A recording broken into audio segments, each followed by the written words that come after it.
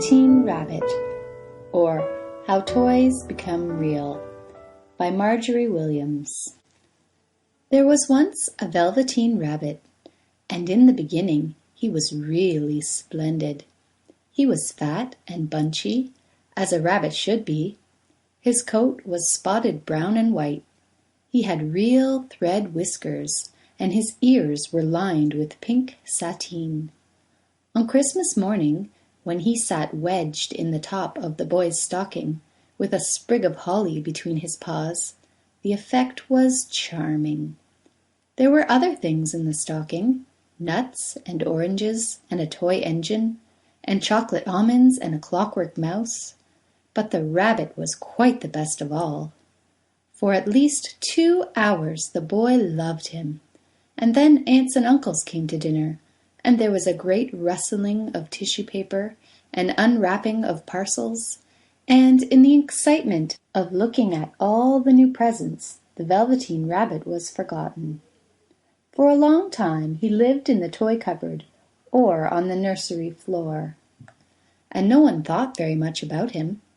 He was naturally shy, and being only made of velveteen, some of the more expensive toys quite snubbed him. The mechanical toys were very superior and looked down upon everyone else. They were full of modern ideas and pretended they were real. The model boat, who had lived through 2 seasons and lost most of his paint, caught the tone from them and never missed an opportunity of referring to his rigging in technical terms.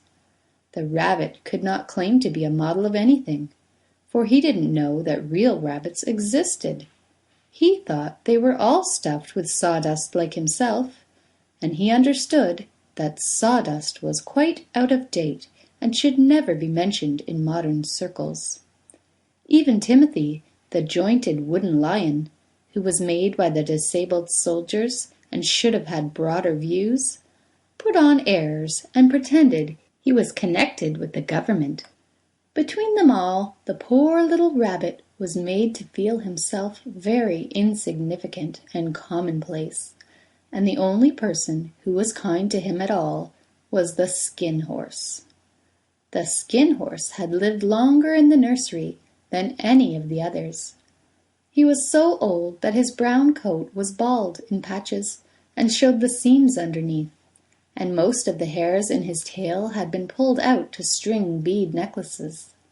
He was wise, for he had seen a long succession of mechanical toys arrive to boast and swagger, and by break their mainsprings and pass away, and he knew that they were only toys, and would never turn into anything else.